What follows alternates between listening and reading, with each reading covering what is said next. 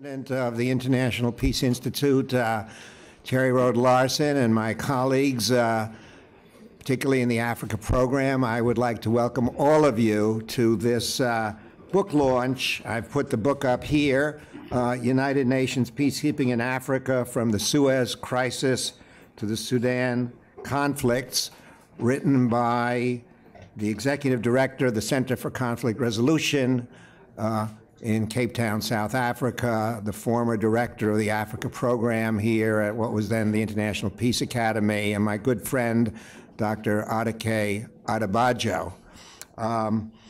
I'd like right away also to recognize our publisher, Lynn Reiner, who is here. And many of our books, when it was IPA and now IPI, including this book, we owe a great debt of gratitude to you, Lynn, and your staff for making these books possible. Ade, who is well known to almost everybody in this audience, is really one of Africa's leading scholars on African peace and security issues, as well as having been a participant in various UN peacekeeping missions, including in Western Sahara and South Africa, and both as at IPI now and previously, ever since you went to CCR, we have enjoyed a very productive collaboration. So it's wonderful to have you back in this room where we've launched your previous book, The Curse of Berlin, and several other books. Ade holds a doctorate from Oxford University, where he had been a Rhodes Scholar. Over the decade, he's really been the author of a number of major books on African peace and security issues, tracing the continuing evolution of the African peace and security architecture, particularly since the transition from the OAU to the African Union, but even much earlier. And he's also the author, for those of you who read a number of newspapers, both here and in South Africa and elsewhere, the author of extensive commentary, analysis, book reviews, and commentary on the major leaders who are involved with African peace and security issues. It's really been a prodigious role in bringing all these issues forward to an international audience. I'm very, very pleased and privileged to have as our discussant Assistant Secretary General for Change Management, Mr. Atul Khare, on my left, and you were on this podium not too long ago. And another meeting. Atul brings to this event a very broad background in United Nations peacekeeping. He served as the special representative of the Secretary General for Timor-Leste and head of the United Nations Integrated Mission in Timor-Leste from December 2006 to 2009. He was subsequently Assistant Secretary General and Deputy to the head of the Department of Peacekeeping Operations from May 2010 to his present appointment, helping Secretary General Ban Ki-moon reconfigure the efficacy and operations of the United Nations Secretariat. Ade's latest book, and he's going to speak to it directly in just a moment, in my mind is a magisterial overview, because he looks at 15 United Nations peacekeeping operations over the past 55 years. I don't think there's any other book, any other volume that does that in this way. And it really, it seems to me, incorporates a decade, if not more, of research and reflection, and it's presented in a very readable format. And at the end, Ade draws a number of recommendations for the future of peacekeeping operations, the relationship between the institutions on the continent, the AU and the regional economic communities, and the United Nations. So with those words, Ade will speak for about 20 minutes. Atul will speak for perhaps 10 minutes, after which we're going to open the floor to a Q&A session. So again, welcome to all of you, and let me turn the floor over to you, Ade. Thanks, John.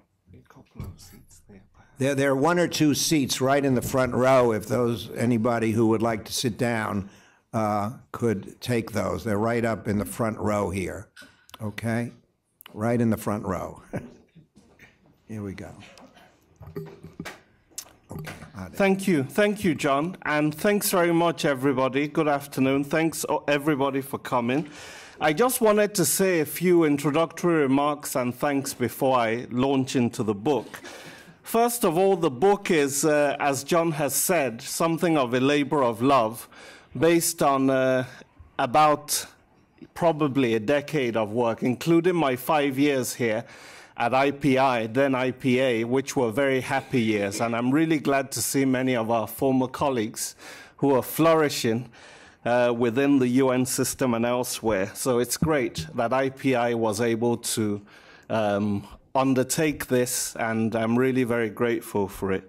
The book is dedicated to Adebayo, Adekaye, Francis Deng, James Jonah, and Mary Chinere Hesse, who are 4 of CCR's board members in Cape Town, as well as to the memory of 2 of our former colleagues at IPA, as it was then, Karen Ballantyne and Marley Jelen Adams, with whom I really spent 5 of the 5 years that I spent here really examining both the UN and their cooperation with regional organizations in Africa.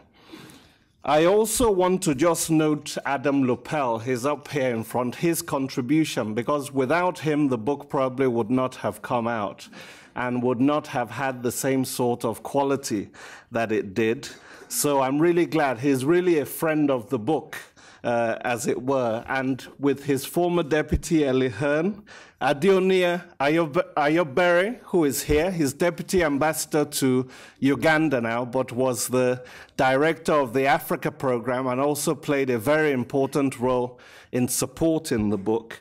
Ed Locke, also former vice president of IPI. Terry Larson, the president, wrote a really nice forward for the book. And I'd just like to thank Beatrice, Tani, and all the other IPI colleagues who helped put this together. So with all my thanks, let me launch straight into it. I start with a quote from the first African UN Secretary General, Egypt's Boutros Boutros-Ghali, who was, of course, the most intellectually accomplished office holder. As Secretary General, I was duty-bound to carry out the resolutions of the Security Council to the letter. But as a lifelong student of international law, I lamented this situation, which both disparaged international law and displayed the United Nations not as an organization of sovereign states equal under the Charter, but as a political tool of the major powers, end of quote. So this book is thus about the games that great powers play, and we're glad that many of their representatives are here with us, and we hope that they will actually challenge some of my more outrageous assertions today. These games often determine the outcomes of UN peacekeeping missions in Africa and elsewhere. The 5 veto-wielding permanent members of the anachronistic UN Security Council still largely reflect the alliance of victors dating back to the Second World War. So I guess we could make a first recommendation here, which is that France and Britain may have been great powers in 1945, but they're certainly not great powers today. They're hyperactive members of the Security Council. So I guess the first recommendation would be to fold their seat into a European Union seat and actually democratize the Council as it should be. But of course, what British diplomats I want to say is that turkeys don't vote for Christmas, so why should we actually make such a recommendation? While the formal use of the veto by the P5 has declined, it's still effectively used in the closed-door consultations of the Council, which is where much of the serious business occurs. Many of the archaic procedures and policies are well known to the 5 permanent members, and decisions are often based on complex and not always visible trade-offs between its members, who have worked out over many years many of these trade-offs. The P5 thus represent the Council's institutional memory, giving them a huge advantage over the 10 rotating members, sometimes derided as tourists, since they serve only 2 years and then move off.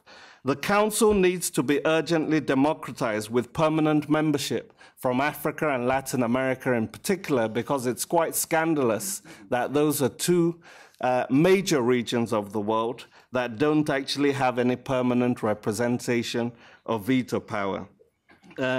And I think it's also important because, of course, the Security Council is the only sort of organ within the UN that can start or end UN peacekeeping missions. And since, as I will illustrate, many of these happen in Africa, it's important that you actually have consistently strong support for them.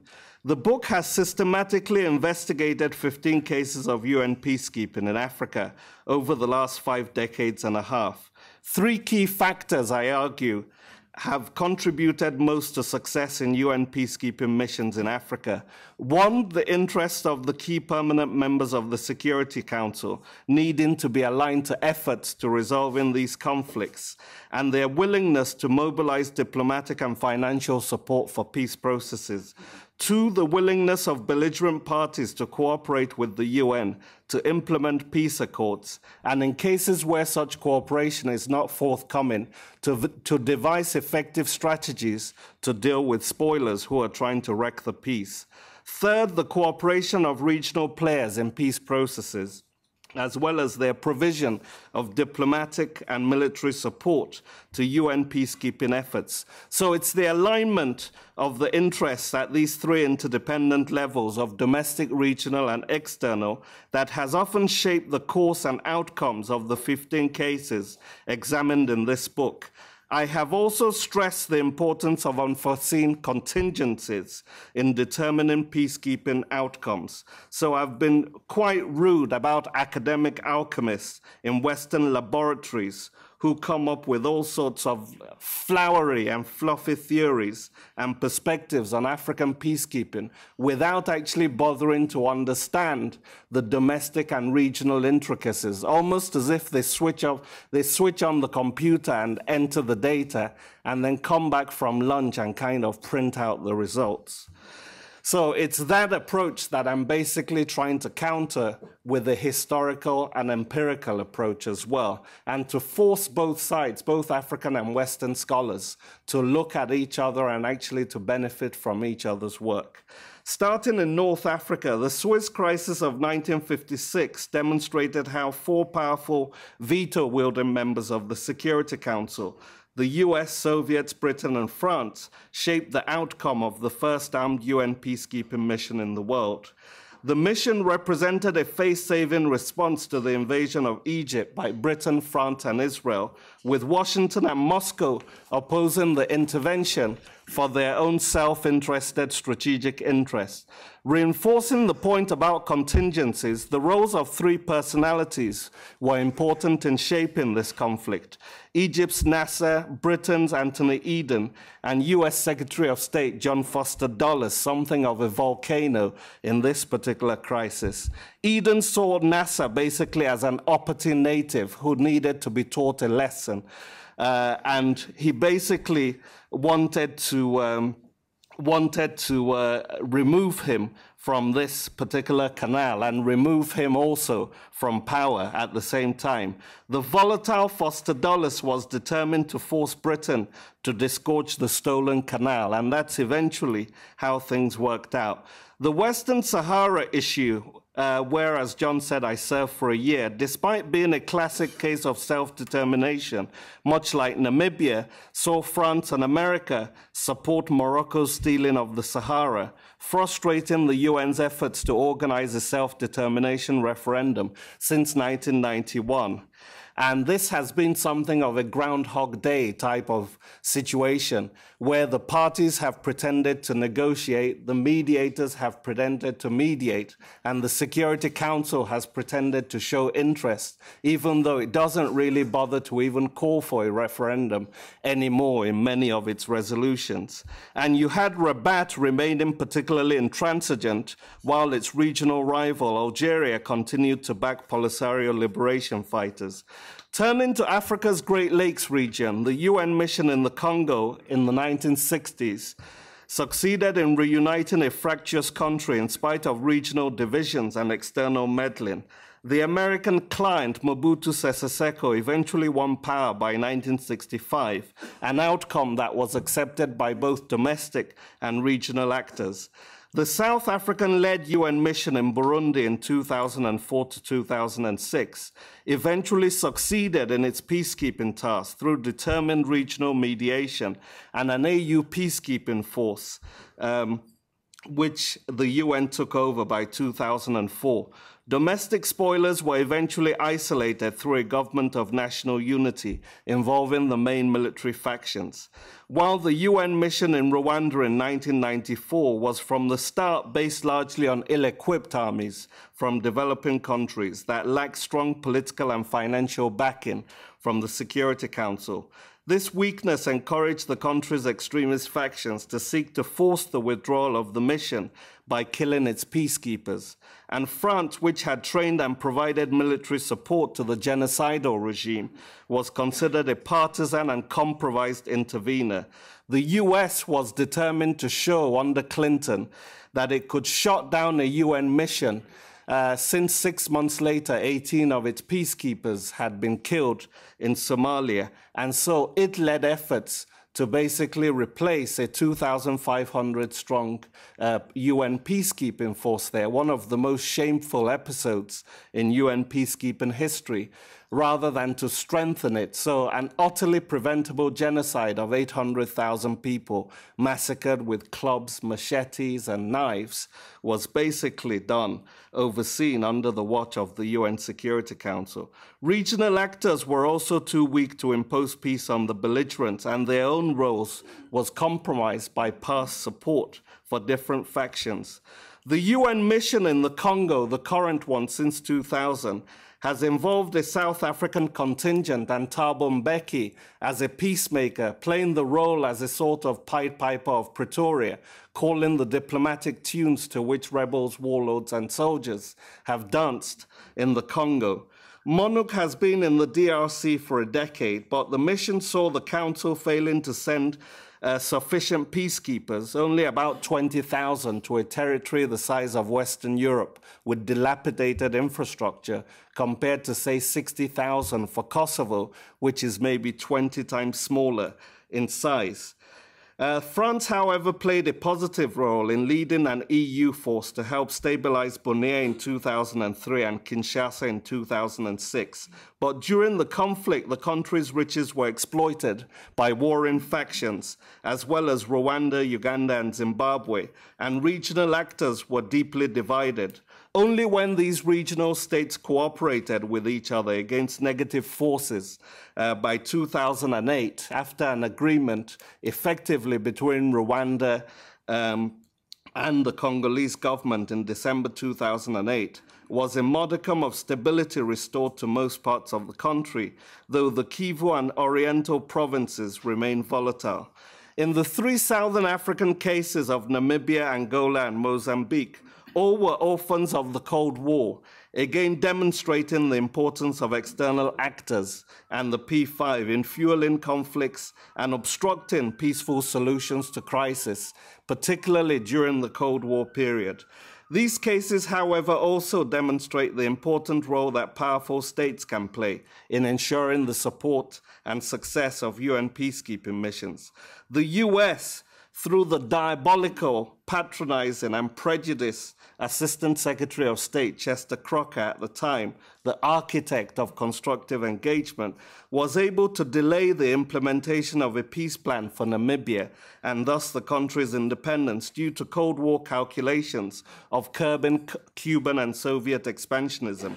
Only after US-Russian rapprochement with the advent of the reformist administration of Mikhail Gorbachev in the Kremlin by 1985, another unforeseen contingency, did Washington pressure its South African client to withdraw from the territory and facilitate Namibia's independence by 1990. The improved post-Cold War environment as a result of this détente in turn made deployment of UN peacekeepers in Mozambique possible in 1992. Both Angola and Mozambique, of course, had spoiler warlords, Jonas Savimbi and Afonso Dhlakama, respectively, who were determined to wreck peace processes. However, the presence of diamonds in Angola and the greater cooperation of the warring parties in Mozambique were crucial in explaining the different outcomes in the two cases. The cooperation of the powerful members of the Council and their contributions of financial, diplomatic, and logistical support to UN missions were important to success in Namibia and Mozambique, and mostly lacking in the first peacekeeping mission in Angola in 1992. And the continued recalcitrance of the megalomaniac Jonas Savimbi, another unforeseen contingency, continued to obstruct peace efforts until his assassination by Angolan government forces in 2002. And while we can't, of course, make a recommendation for assassinating warlords, the fact that a conflict that had gone on for 27 years ended in a single day with the elimination of a warlord like Savimbi raises serious questions for us as we think about strategies for ending these peace processes. In West Africa, the three interventions in Liberia, Sierra Leone, and Côte d'Ivoire underline the importance of an active UN Security Council role in sub-regional peacekeeping efforts. The three fairy godmothers, the US, Britain, and France, eventually pushed for interventions in their former or current spheres of influence, Liberia, Sierra Leone, and Côte d'Ivoire. In Liberia, the UN played a limited but useful monitoring role to the Nigerian-led West African force ECOMOG, and deployed a peacekeeping mission also into Liberia in 2003, which helped stabilize nearly 2 decades of civil conflicts. And we're still dealing at the moment with what will be a difficult post-election period there. And the rather outrageous awarding of a peace prize a week before an election to a candidate who had effectively handed $10,000 to Charles Taylor at the beginning of the conflict in Liberia to wage civil war. So those are perhaps some of the issues that we can raise with the Norwegian Nobel Committee and others in terms of how they're intervening in African conflict situations. In Sierra Leone, the world body played a similar military monitoring role to ECOMOG until it took over peacekeeping efforts in 1999. And the British also helped stabilize a crumbling UN mission in 2000. In Côte d'Ivoire, the UN took over ECOWAS's peacekeeping responsibilities after a year in 2004, while between 900 and 4,600 French troops worked along United Nations peacekeepers. But in much of Africa, of course, France is still seen as a kind of pyromaniac fireman that does a lot of destabilizing, behaving often like a deranged poker player, shuffling around regimes and replacing errant serfs and keeping others that it doesn't need in there. And many have noted that having France play that sort of role in the Côte d'Ivoire is akin to having a fox guarding a hen house. Some of Nigeria's neighbors also, of course, accused it of pursuing a self-interested domineering agenda, and you had Burkina Faso, Senegal, Liberia, and others questioning Nigeria's hegemonic role. Finally, all four cases on the Horn of Africa revealed the importance of the role of powerful members of the Council again. The superpowers had fought over both Somalia and Ethiopia during the Cold War, and both countries changed sides twice. Washington's decision to lead a military intervention into Somalia in '92 brought hope to the country for a while and stabilized parts of it until the American withdrawal in 1993 effectively crippled the UN mission. Operation Restore Hope had thus become Operation Return Home. And you saw Black Hawk Down with Hollywood trying to rewrite history, turning the losers effectively into victors and dehumanizing the Somalis themselves. But we know, of course, that Hollywood typically has always lacked nuance and subtlety.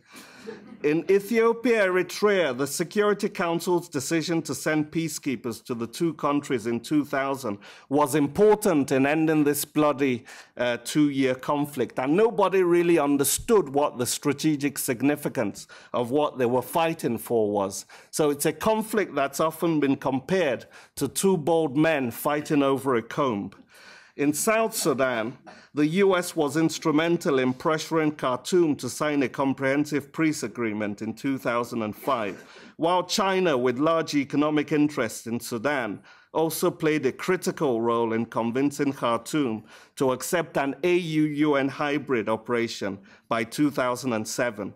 France played a more negative role in assisting the autocratic regime of Chad's Idriss Deby to remain in power and manipulating the deployment of both an EU and UN peacekeeping mission between 2008 and 2010. All four missions, though, also revealed the importance of the willingness of parties to make peace to the success of UN peacekeeping efforts. In Somalia, the most powerful warlord, Mohammed Farah Aidid, was unwilling to share power and attacked UN troops in a bid to force their withdrawal. In Ethiopia, Eritrea, both sides refused to implement an International Boundary Commission decision of 2001 to demarcate their common border, and eventually the Security Council effectively withdrew the UN mission by 2008. In South Sudan, rival groups fighting for a share of the spoils often made peacekeeping hazardous, though the prospect of an oil-rich independent state kept the process on track. In Darfur, the splintering of rebel groups complicated peace efforts, while Khartoum often negotiated in bad faith and continued to back anti-rebel militias who terrorized local populations. The role of regional actors was also often important in these cases. Ethiopia played an important but not decisive role in peacemaking in the first UN mission in Somalia, before subsequently backing rival Somali warlords and then being pushed by the US rather stupidly to intervene in the country militarily in 2006 and had to withdraw within a year with its tail between its legs, effectively. In Sudan, regional leaders from IGAD contributed to peacemaking efforts, though regional tensions between Sudan and Chad often complicated these initiatives. So based on these 15 cases, I think I should round off now by just, excellent, John, the timing is good, by making 3 recommendations. First, there must be an effective division of labor between the UN and African regional organizations. Second, the UN should cooperate with local hegemons like Nigeria and South Africa to undertake multilateral UN peacekeeping missions. And third, it's important that the UN develop effective strategies to deal with both domestic and regional spoilers. The UN Security Council has primary responsibilities for peace and security as enshrined in its charter, and the charter does not say everywhere but Africa, but sometimes, particularly in the decade after 1999, we've seen this selective rather than collective security. The world body has sometimes shifted peacekeeping responsibilities to ECOWAS and the AU, and it's yet to develop a strategic vision for engaging Africa's regional bodies, preferring to continue to retain as much flexibility as possible and deciding to intervene if it feels that the interests of the P5 are at stake. And there remains an urgent need for Western countries to demonstrate a similar generosity to African cases as they have to Bosnia, Kosovo, and East Timor. What Boutros Ghali had famously criticized as the West focusing on its rich men's wars in the Balkans and neglecting Africa's orphan conflicts. It's important the Council not turn peacekeeping in Africa into an apartheid system in which Africans and Asians spill most of the blood, because they're most of the peacekeepers deployed there, and powerful actors in the West pay some of the bills when they can be bothered. There must not be an aristocracy of death in which the lives of Africans are worth less than those of Western peacekeepers. Second, the UN must find ways of harnessing the important military and financial capacity of local hegemons in Africa, like Nigeria and South Africa, into more multilateral efforts under a UN umbrella to increase both the legitimacy of such missions and dilute the suspicions from neighbors.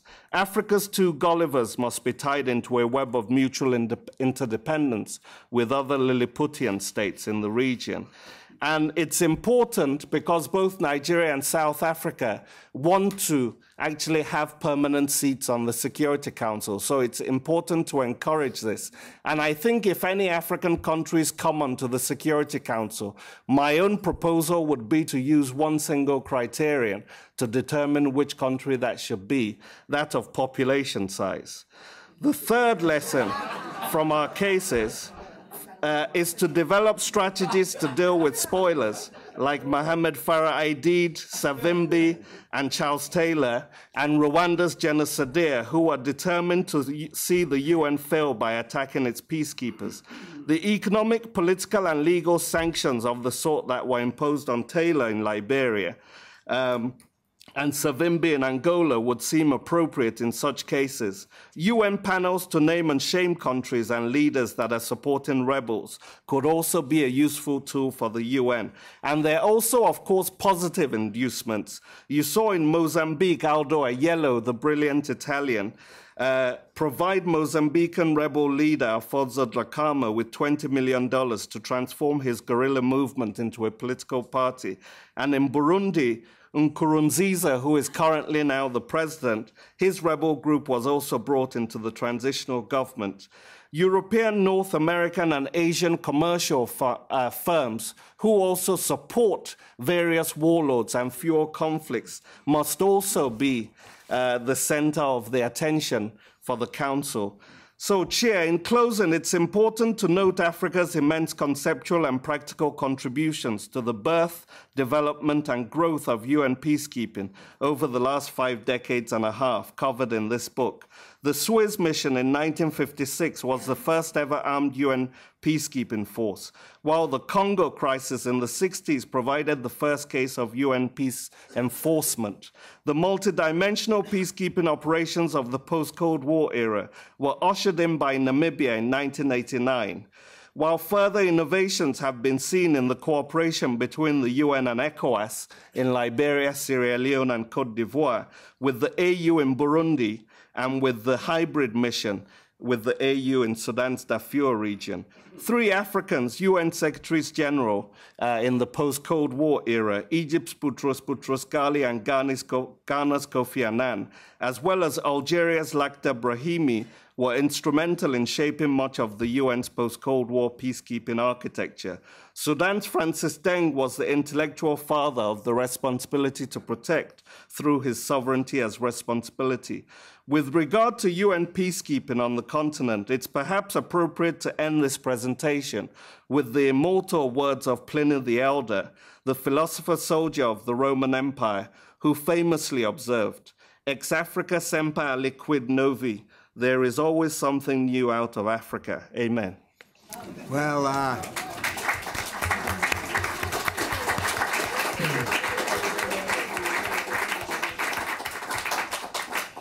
Well, Ade, thank you very much for a very dramatic outline of the main themes in your book. Many important ideas that you put forward here, and some of them certainly controversial and provocative.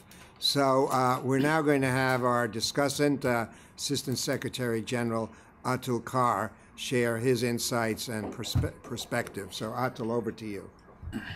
Thank you. Thank you very much, John. Thank you, Ade, for a very interesting presentation.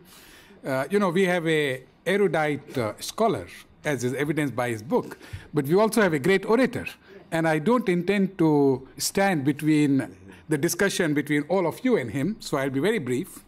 But I want to begin first and foremost by thanking you, John, for giving me the opportunity to read this very important book in advance and to benefit by enlarging my own horizons about what could be called a different perspective on peacekeeping in Africa.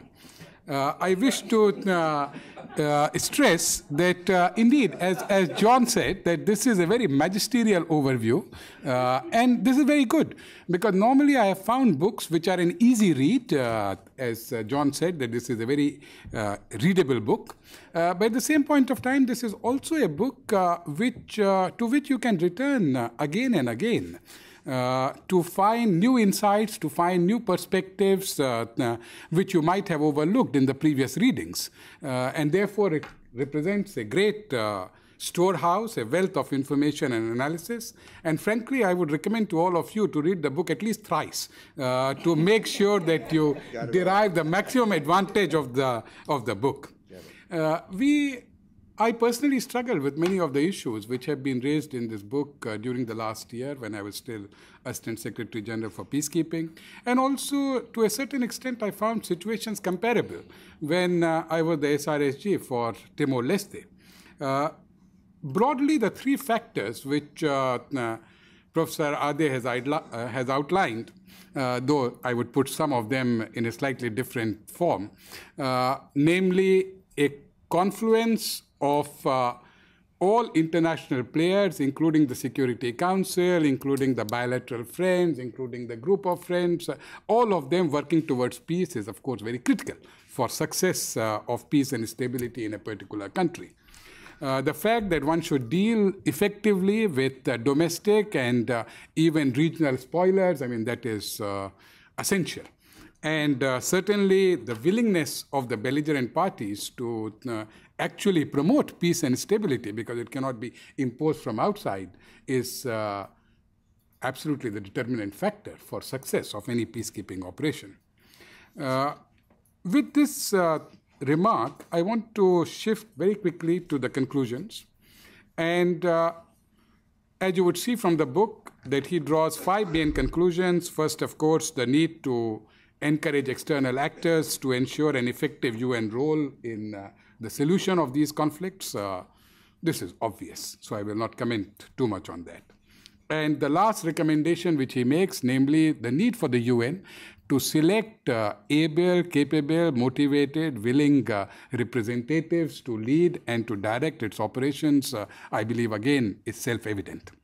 The other 3 recommendations which Ade highlighted in his presentation, namely the need for an effective division of labor between the UN and the African regional organizations, where we need not consider only the African Union. We also have to consider the sub-regional organizations which he has referred to, be it the ECOMOG, be it the organizations in Central Africa or in Southern Africa.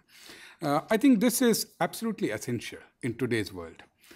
Even as the leader of the change management team, I have come to the conclusion in the last 4 months that in order to most effectively utilize the world's scarce resources, I am not talking about the current financial crisis, I am talking about the world's overall resources, which by definition are limited to the best use of humanity, I think we need to work in a more complementary manner rather than in a more, if you like, uncoordinated manner, which leads to a wasteful allocation of resources.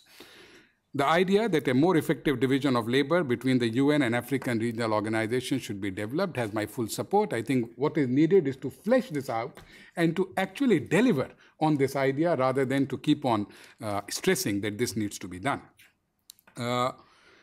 In fact, I want to give one example. You remember Boutros Ghali, which was mentioned by Ade. In fact, he made a very important recommendation, that of a UN standby force. The UN standby force has not yet come into existence, but Africa is moving forward.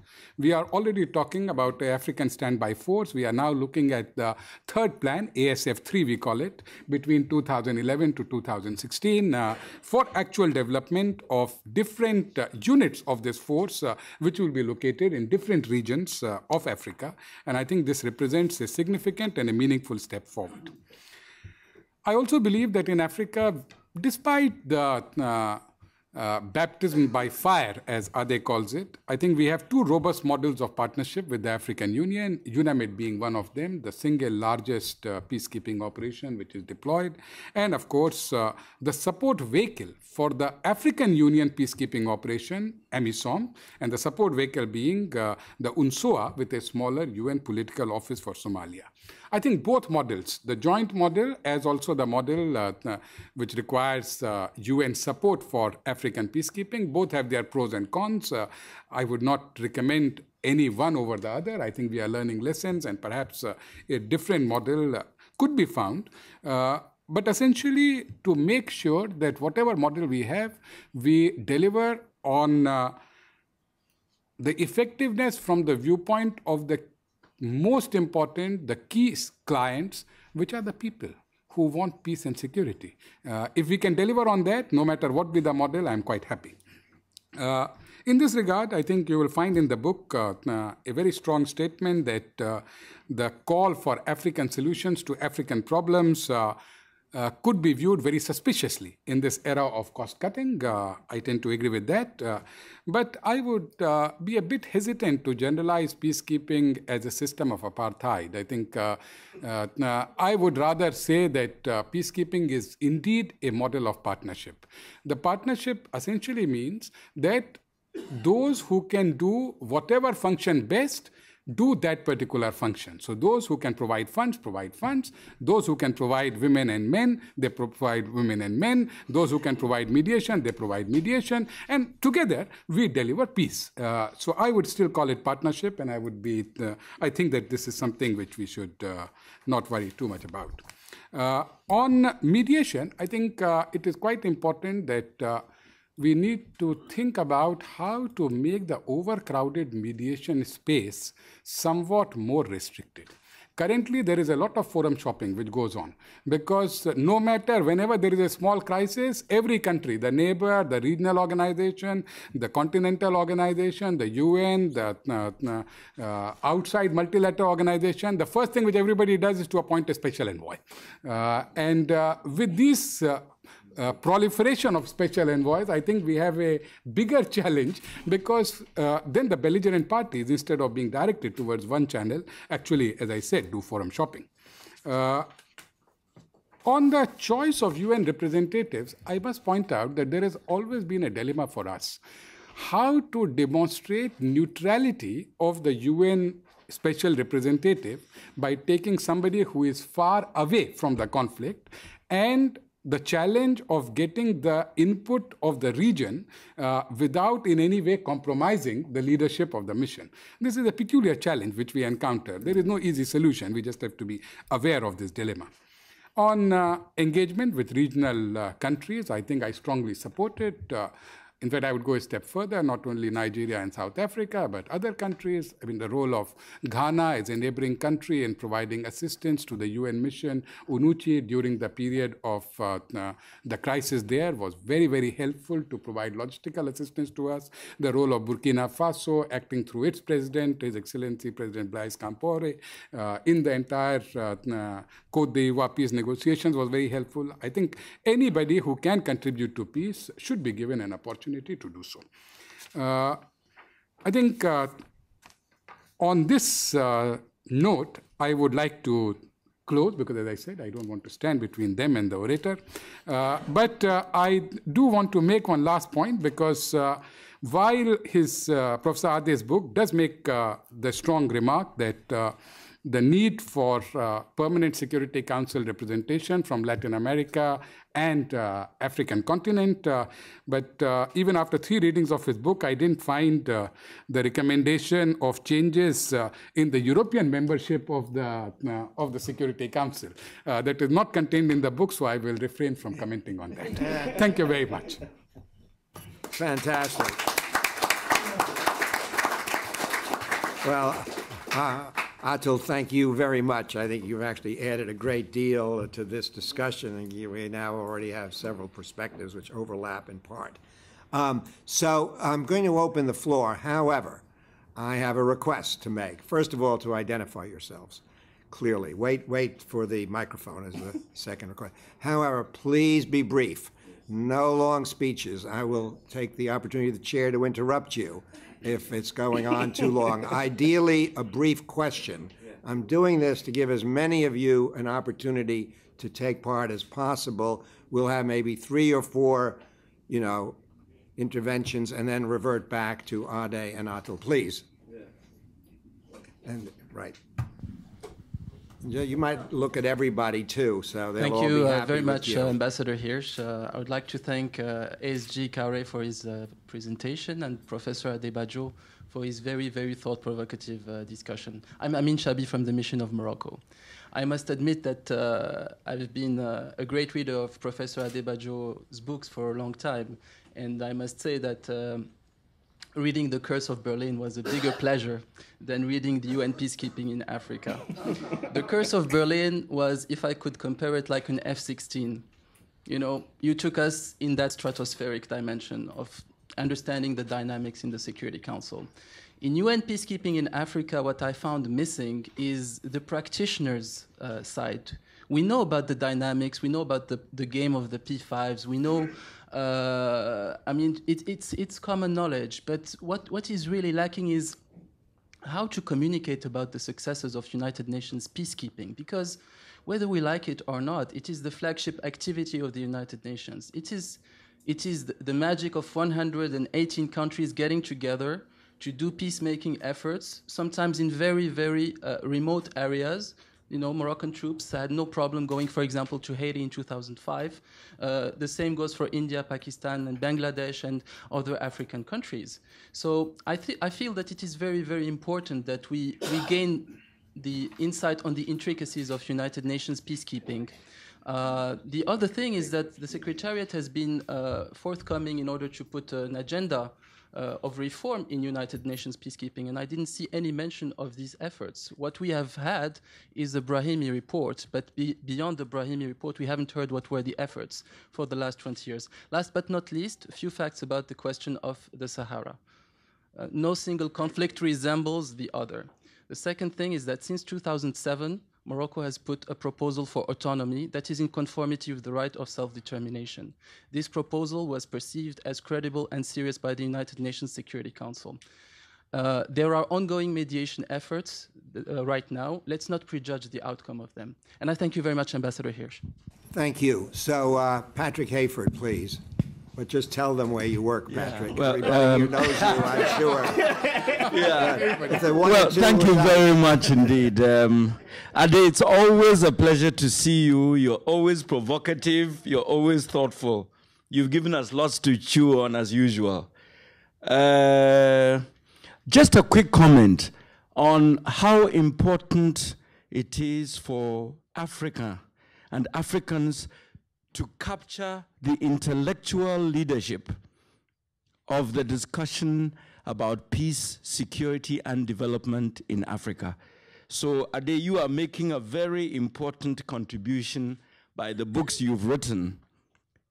But there is a gap between the intellectual discourse within the African continent and the intellectual discourse in the rest of the world about Africa. So I'd be very interested in hearing from you, how do we bridge that gap so that scholars like you living in Africa, making these contributions, can be more engaged with your counterparts in other parts of the world on Africa? That's number one. Number two, what are the lessons of Libya and the Security Council vis-a-vis the African Union? I don't think I need to say more. And then finally, you talked about Nigeria and South Africa in reference to permanent membership of the Security Council. I noticed you made a plug for population as an important criteria. That was very amusing, very interesting. But I just want to ask you the question. Some observers see both Nigeria and South Africa as very much internally focused now. Are they willing to continue to play that critical role? And finally, Africa's peace architecture, how effective is it? The panel of the wise, the Peace and Security Council, the standby force. What's your impression? But thanks again for providing us such stimulating intellectual food. Thank you. Terrific. So, Joanna Weschler, please. Thank you, John. Joanna Weschler, Security Council report. Thank you to both speakers for absolutely terrific presentations. I enjoyed them very much. I always enjoy very much whatever Ade writes and says. I agree with 75%. I wanted to ask two things. One, following up on the question by our Moroccan colleague. In all that sweeping picture of UN peacekeeping in Africa, you painted a pretty depressing, essentially, situation. Do you see any success stories, and do you see any models that are worthy of following? And the other question has to do with the relationship between the UN and AU. I think nobody in this room would question that AU is probably, when it comes to peace and security, the absolutely key, indispensable partner for the UN. And efforts are being made to make this relationship effective. It is not, by any stretch of imagination, a success story, as we know. But I think it takes two to tango. In other words, I think there are problems on both sides of the relationship. And perhaps you could give a little bit of a kind of forward-looking, constructive perspective from the African side. What would need to be done from that side to make this relationship more effective? We are all waiting now for the Secretary General's report, which will present a strategic vision. But perhaps you can also talk about the strategic vision that would come from Africa. So we'll take, Jeffrey, you want to come in? So one last, Jeffrey Laurenti, and then we'll go back to the panel, and if we have a chance, we'll have a second round. That'll be 4. Jeff. Okay. Jeff Laurenti with the Century Foundation. Nade, I'm gratified to see you have lost none of your zeal, hornet's zeal, for stinging the great powers, the Western powers. I wonder if you could take us through Somalia since where you drop it in your book, which had been with the botched efforts of led by the Elder Bush and the Clinton administrations. Because in the past decade, Somalia's situation has become particularly difficult and involved now many more players than the UN only, and with a big terrorism overlay. So you have one after another of the neighbors jumping in. You have an AU-led effort, more or less, and the UN haplessly trying to press this feckless transitional national government. So what's your analysis of how this can be salvaged and by whom? Terrific. Okay, so brief replies onto the 4 questions. A lot of questions here, and then also Atul, as you wish, and then we'll have another round. Okay, I just want to, first of all, I'd forgotten to actually recognize the chair, because he not only has also been very supportive of the book, but actually assessed the whole book itself and gave very constructive comments for actually improving it as well. So I just wanted to acknowledge that. And John and I, of course, worked together for 5 years closely. First of all, just to respond to the very eloquent and insightful comments of the discussant, I thought there were a couple of comments that were worth responding to there. In terms of the apartheid, I know that it's a very emotive term because, of course, America had apartheid itself before the civil rights movement here. And people often don't want to kind of embrace the term. But I think it's a question of discrimination. When you have an organization that is an international organization in which between 1948 and 1998, in the first 50 years of kind of UN military observer and peacekeeping missions, Africans represented 40% of the peacekeepers that were deployed to those cases. In the last decade, Nigeria, Ghana, and Kenya have been 3 of the top 10 contributors to UN peacekeeping. So Africa has played its part in terms of peacekeeping, but I do think we need to ask the question, where are the good Nordics and Canadians and others that were keeping peace in Africa in the past? And I think it's important, if we say that this is an international venture, that the participants everywhere, in every theater of the world, actually represent that. I mean, you wouldn't have a civilian UN mission that was just Africans or Asians. I know there are different mafias in the UN, but even the UN wouldn't go that far in terms of actually having such a lopsided thing. So I do think the tag of apartheid is one that we should take, even if it's just on a metaphorical basis. Your description of partnership reminds me of what a British Governor General once said. He was the Governor General for the Central African Federation, involving the two Rhodesias and Malawi. And he described the partnership between the British and their African colonies as that between a horse and a rider. And I think perhaps that's the sort of partnership we would want to describe here as well, in terms of how I see the partnership as having evolved. I think there can be a lot more. A partnership should be one between equals. I'm not personally married myself, so I don't know how to manage those particular personal partnerships, but I think we want one that is more on a basis of equality.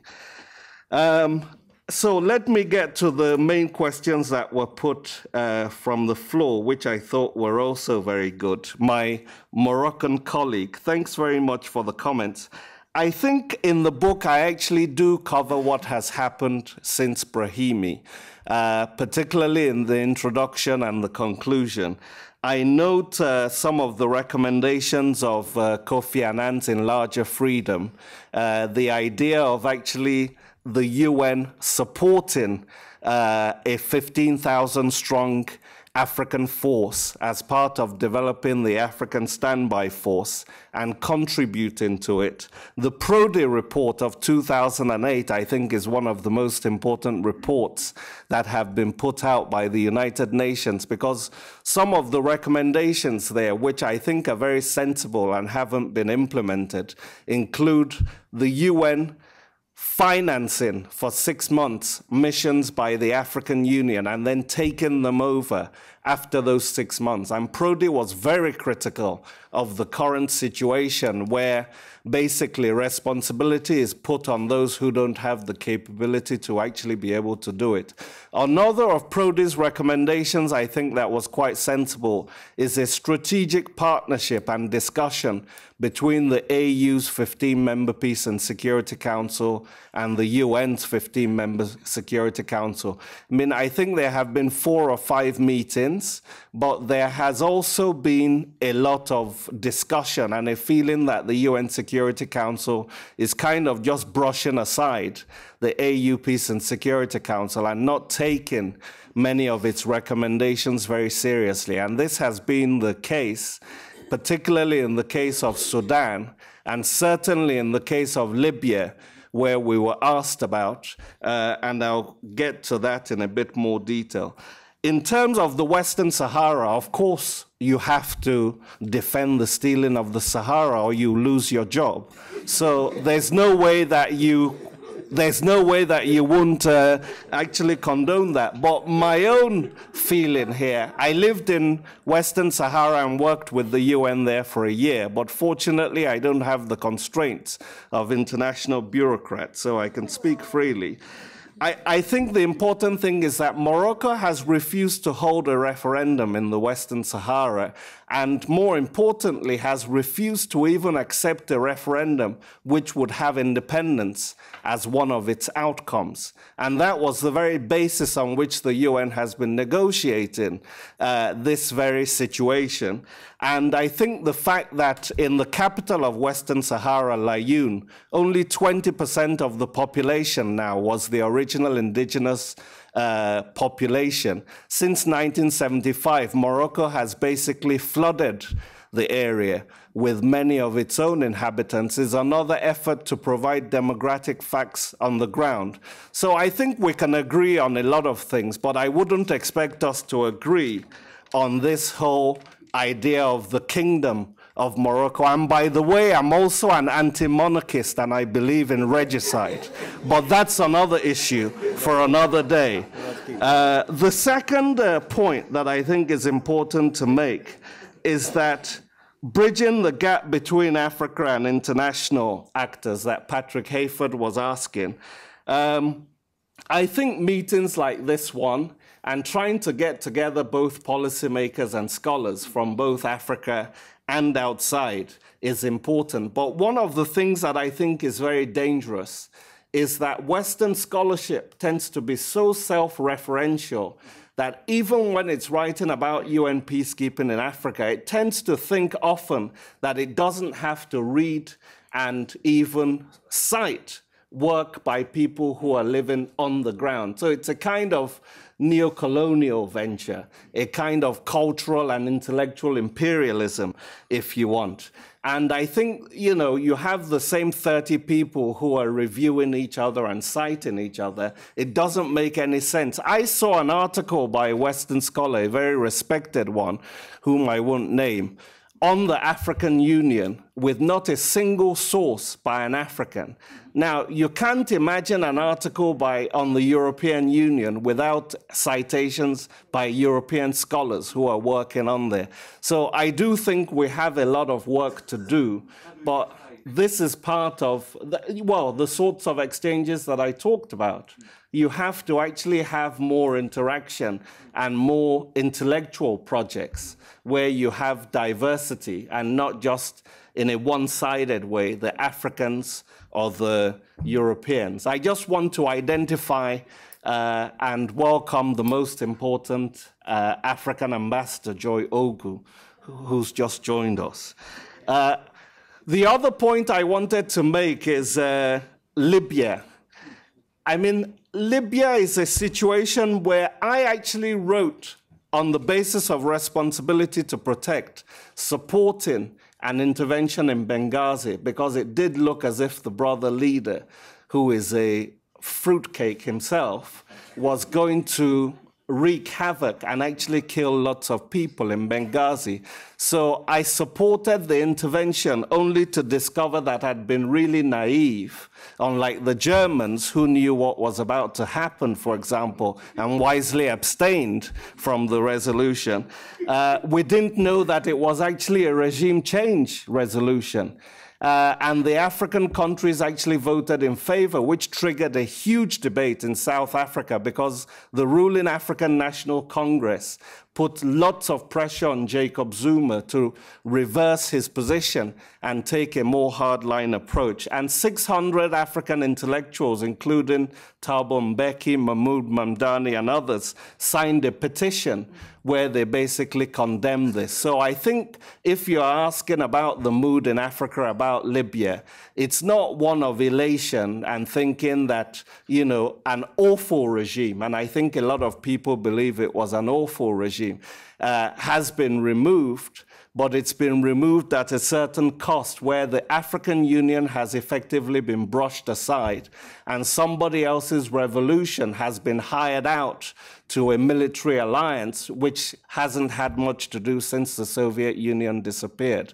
So Libya is a very troubling situation for many in Africa. It's not something that many people see as a model. And the fact that a lot of black Africans are being killed also, it doesn't seem to be the main subject in many places, but they're committing the same human rights abuses for which the intervention was launched against Gaddafi, and we're not hearing as much outrage. Instead, there's a death of outrage.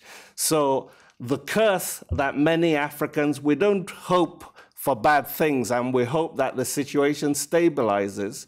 But I think people have to be careful that there isn't an African curse invoked on Libya, where its future will be that of Afghanistan and Iraq.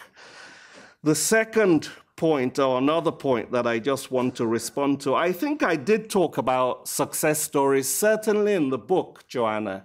I maybe haven't kind of focused on it as much, but cases like Namibia, Mozambique, Burundi, eventually Sierra Leone as well, cases that I gave a lot of credit to. And I am basically quite pragmatic. I realize the games and the shenanigans and the manipulation of the P5, but I still think it's very important that we keep engaging them and holding their feet to the fire, because I believe that no matter how flawed interventions were in the DRC, in South Sudan, in Darfur, many more lives would have been lost if they hadn't actually intervened in there. So I think it's up to us Africans to kind of accept our responsibilities in terms of having a strong African standby force that can be rapidly deployed. But I do think that the UN must always take over those missions. And I think that's what needs to happen in Somalia also. Whether the UN likes it or not, just as in Darfur, just as in Burundi, I think the UN will have to accept its proper responsibilities and take over that peacekeeping mission in Somalia as well, because it's clear that sending logistically ill-equipped, financially dependent peacekeepers into a situation like that is just acting like an experimental guinea pig that doesn't learn any lessons and keeps repeating the same sort of problems. So I don't think that's a very good way to go. I think, John, those are most of the issues. Okay, so let's take one more round. I think you wanted to come in. Just identify yourself. Stand up so everybody can see you. Good afternoon, and thank you, Professor Ade. With my very simple-minded education, I always enjoy your presentation. I want to... Just identify yourself, please. My name is Surush Roshan. I'm a medical doctor, and I'm from Iran. I want to dare to just agree with you that having meetings like this is going to solve major problems. The reason I'm saying that, as an obstetrician gynecologist, I wanted to know what your mother was given as a nutrition when she was pregnant with you. And how did they take care of you the first 3 years of your life to have a brain like this, an understanding of international issues like this? 1 hour in your presence is as good as a semester in a university. I think children of Africa needs to be taken care with better nutrition, and mothers of Africa have to be paid attention to. As we speak, 1,000 women are dying every day during childbirth, and most of them are in Africa. Thank you.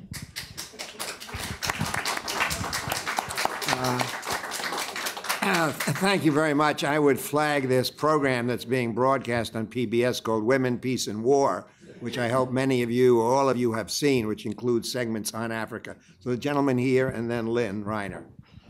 Please identify yourself. Thank you very much. My name is Patricio Troya, Permanent Mission of Ecuador. First, allow me to thank the IPI for this magnificent event. I have been here several times, and every time the events are remarkable as this one. I have 2 questions for Mr. Adebajo, and thank you for your excellent presentation. The first one is you have talked about the responsibility to protect. My question is, what is, in your opinion, the line that divides responsibility to protect from simple interventionism? And second, you talked about a kind of targeting that some organizations or some governments have been taking against Africa. Talking about the International Criminal Court, some African countries have expressed this opinion too. I would like to know, what do you think about this opinion regarding the performance of the International Criminal Court and the cases in Africa? Thank you very much. Great. Lynn, please. Ade. Stand up. So you talk about partnership, and in a practical vein, You also talk about how organizations or states are inadequate in a particular situation. So I would love it if you could talk a little bit about the contours of what you would see as a meaningful partnership as opposed to an apartheid relationship.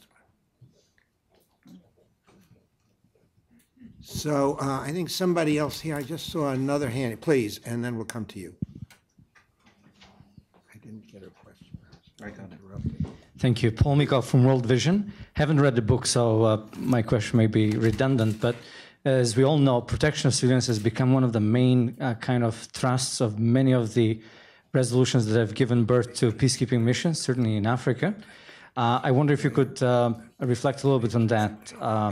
To what extent it's been helpful, successful, unsuccessful, etc. What has been successful or unsuccessful? The fact that protection of civilians has been embedded in many of the mandates of the peacekeeping missions. So we'll have the gentleman in the front row and then the lady in the back, and then we will come back to you, Ade, and to Atul. Please identify yourself. Turn around a little bit so they can all see. Thank you very much. My name is Wonsa. I'm from the Permanent Mission of Nigeria. I cannot but agree with you fully when you say that Nigeria and South Africa should be given the lead position when it comes to peacekeeping. The only difference is that you said that should be done because of our demography. But I think I want to add that apart from that, Nigeria alone contributes 4.7% of the troops in the United Nations peacekeeping. And that in itself is important, an important variable when you consider an issue like this. Having said that, let me ask my question, and that borders on the percentage of women in Africa.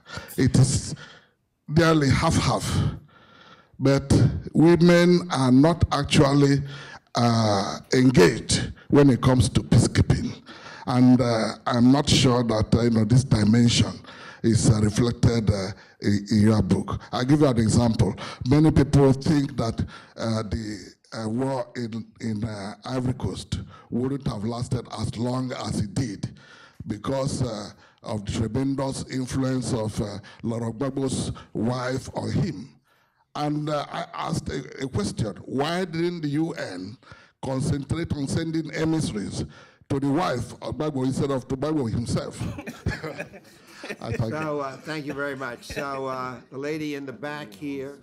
Hi, I'm Beth Osborne DePonte. I'm chief of the Peacekeeping Evaluation Section in OIOS. So first I'd like to thank Adi for being a wonderful advisor last year on our evaluation of cooperation and coordination between DPKO, DFS, and regional organizations.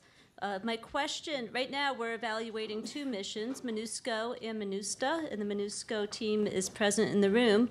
But right now my question is, to what extent do you see the MINUSTA mission, and you may not have looked at it in detail, but to what extent do you see the MINUSTA mission as similar to an African sort of mission? Thank you. So Ambassador Ayabare, Adonia, and then we're going right back to the panel. MINUSTA, Haiti. Thank you, Ade. I'm Adonia from the Ugandan mission, of course. And it's nice to be back at IPI. And Ade, congratulations on the book, which I had the privilege of working on. My comment and question is, it's a general question. How do you see the future of peacekeeping in Africa in general? Because why I'm asking this, at the UN now and at the AU, there is talk about prevention. And the fact that peacekeeping is becoming expensive, both financially and politically, in terms of the reasons, people not wanting to provide troops and all that. And of course, you've seen in DRC, the government sort of trying to telling MONUSCO to leave, and in Chad, and there is, I would want to hear from you whether you think that is, give us a trend. Do you think that is dangerous? And of course, people in the UN and the P5 and other places are worried that peacekeeping as one of the instruments of the UN, sort of the future hangs in the balance. Thank you. So this is going to be the wrap-up now, Ade and Atul, whatever remarks you want, if you want to consolidate some of these questions into your responses, and then we'll wrap it up. So, Ade. Okay. Thank you. Thanks for, again, excellent questions in this round. I don't really know how to answer the first question in terms of what my mother fed me, because I don't think I was really at the age of consciousness. But what I will say is that there are a lot of very courageous women that have played an excellent role in peacemaking in Africa. And I guess much as I have misgivings about the Nobel Prize to Ellen Johnson Sirleaf, Limagboe also got the prize, and I think it's an acknowledgement of the role that many African women have played in peacekeeping. You know, the women of Sierra Leone stared down the guns of the military and made sure that elections were held, along with James Jonah, who was the electoral commissioner at the time, in the early 90s. And in Liberia, Limagboe herself played a very important role in keeping up the pressure to make sure that in 2003, the Accra Peace Agreement was actually implemented. And in the Great Lakes and in many other parts of Africa, I think women have played a similar role. I would have liked to have seen some of the very brave women in North Africa, Egypt, Tunisia, be recognized this year with the Nobel Prize, because I think in the Arab Spring, they really did play a very decisive role. And as a good Pan-African, I don't cut off Africa at the head. So any award to a North African woman would have been an award to us. It doesn't kind of take away from the fact that women are still marginalized in many peace processes in Sudan and elsewhere in Africa. But I think that's how I would answer that there has been that sort of role. In terms of the question on the responsibility to protect that was asked by our colleague there from Ecuador, I believe, I mean, my own understanding of this is that in cases where governments are either unwilling or unable to take action, then the international community has a greater responsibility to intervene to protect populations that are actually in trouble. But there are various criteria that were set out, you know, in terms of the force being proportionate rather, other sort of like avenues having been exhausted first, and international legitimacy and all sorts of things that have to be met. And so I think it's an important principle that I don't think we can afford to throw away. But I do think, again, that the abuse of this principle, most notably when Bush invaded Iraq, for example, in 2003, without clear UN Security Council authorization, and then they give sort of ex post facto justifications, along with Blair, at the time, his poodle that went along with him, saying that it was because they were going to protect Iraqis, etc., having more or less fed Saddam Hussein and condoned him for a decade. I think that is going to actually discredit the responsibility to protect. And I think what's recently happened in Libya, where people thought they were signing up for a responsibility to protect, which then went into a regime change, those sorts of things are likely to damage the principle of responsibility to protect and make genuine cases, make people that would have supported it very wary of it. But I think it's still something that we should hold on to, even though we know it will be deeply politicized, because the people taking decisions on it tend to act based on political interests rather than principles, although sometimes you do have cases where both coincide. In terms of the International Criminal Court, I believe there were elections today. I don't know what the outcome is, but there's ICJ, there were elections. In terms of the International Criminal Court, though, Ocampo is also leaving and is going to be replaced soon. I think there's a sort of, I mean, I don't think Africans want to condone impunity. It's something that we've always stated very clearly needs not to be done. But I think the fact that all of the ICC's cases happen to be in Africa even though in some of the cases it's the Ugandan and Congolese government that have invited it in for their own kind of like self-interested motives of getting rid of domestic opponents. I think if the ICC continues to use Africa as a guinea pig and does not look at abuses elsewhere, it kind of portrays a distorted picture that only in Africa are there these sorts of abuses. And we know that it's not only in Africa. We know these sorts of abuses happen elsewhere. So I really think that if the ICC is going to have continued legitimacy, it will have to act in a way that is quite even-handed. And it also has to always weigh up peace versus justice, because there are cases where the ICC has come in and kind of like negatively impacted on peace processes. So it's not saying that one doesn't need to go after human rights perpetrators, but the timing and sequences of those needs to be done in quite an important way. But I think the more startling thing also is, why have so many African governments signed up to an agreement that they then turn around and say that they're going to oppose? And we really need to ask questions about our governments. Do you not read and study and assess what you actually sign in before you sign it? And I think that's a bit problematic too, because Africa is the largest region, and now they're crying out and complaining, but did you not know what you were signing? In terms of Reiner's comment about what sorts of partnerships I would like to see, first of all, I think it's important to have stronger and more permanent African representation on the Security Council, as I said.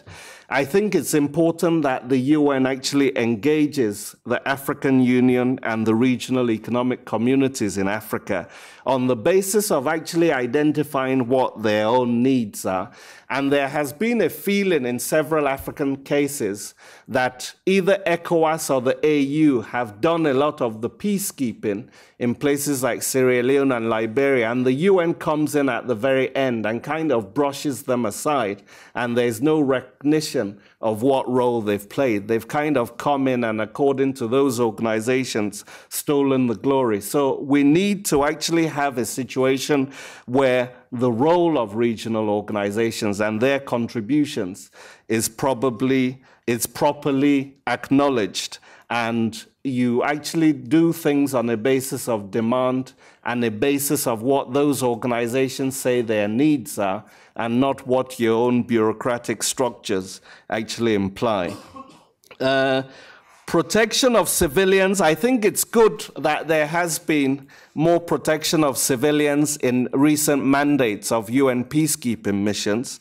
But it can also be a dangerous thing if it's just like ticking off boxes, you know, where like the UN likes to put in a paragraph on women, put in a paragraph on HIV/AIDS, and it just kind of ticks it off. I think it's dangerous if you write in mandates with no actual capacity or resources provided to actually be able to implement that mandate. I've been told to shut up by the chair, but I think I should try to just finish some of the questions. The question from my Nigerian brother here. Yes, of course, I realize that Nigeria has contributed to UN peacekeeping, and that's one of the arguments. My point about demographics was somewhat facetious. Haiti, I haven't really followed the UN mission in Haiti that closely, so I can't, unfortunately, give you a very good or sensible comment on that. And in terms of Adonia's question on the future of peacekeeping in Africa and the kind of disenchantment by different African governments with UN peacekeeping, I think it's important the UN takes some of those things seriously, because, you know, there is a feeling sometimes among many in Africa that these pampered, overpaid, sometimes ignorant international bureaucrats are kind of feeding off the misery of African countries. And when you have the sexual exploitation scandals and others, it does tremendous damage to UN peacekeeping in Africa. But at the same time, I think we in Africa need to be quite pragmatic.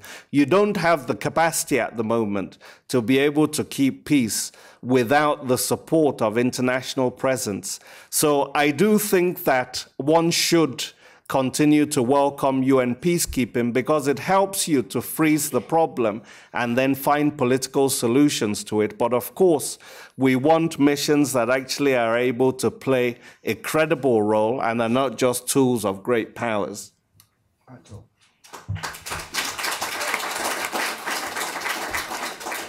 I think there is very little which I could add, but there was one general question on the future of UN peacekeeping. And I think it is perhaps important for all of us as a community, as international practitioners, to reflect on it. Peacekeeping is not necessarily an instrument of last resort, that you find a crisis, you want to do something, you don't know what to do, so you say peacekeeping. That is not what peacekeeping is. Peacekeeping is a targeted instrument which can be used in the right circumstances, provided there is consent, provided the parties are willing to utilize the peacekeepers' duration in their country to move forward with the peace process, with the stability process. And if those conditions do not exist, then I don't think that there should be peacekeeping. There have been occasions when there was no peacekeeping in the past. I want to go back. You would recall between, we had that operations, the Suez operations, which were, of course, General Assembly sanctioned operations, in the late 40s. And then we had the first operation in Congo, ONUC. After that, we had the Suez operation again. But then after 67, we landed into a big problem in the UN on the financing of the peacekeeping. Some who said it should be voluntarily funded, some major countries who said they don't want to contribute to it at all. And for 8 years, a working group met between 1966 to 1974. There was no peacekeeping operation which was sanctioned between that period, between 1966 to 74. I'm not saying that a similar thing would happen, but we need to be prepared to use the instrument effectively for the purpose for which it was destined, and not simply as a catch-all that whenever we want to do something and if we can't find something else, so we say peacekeepers. Thank you. Well, just to wrap up here, Ade has not written a depressing book. I mean, I don't think that was your intention at all. This is a book of analysis and of criticism. You've heard a lot of criticisms here. But I read this book as a rather forward-looking book to try to improve peacekeeping, what Atul has just said as well. So, and my own view of this is that peacekeeping, with all the problems that both of you gentlemen have laid out, is a work in progress that's moving in a better direction, not moving in a regressive direction. So let me, first of all, thank all of you in the audience for coming, for your questions, all of which I thought were superb. And on behalf of all of you, to thank Ade and Atul very much for a very stimulating discussion. Thank you all.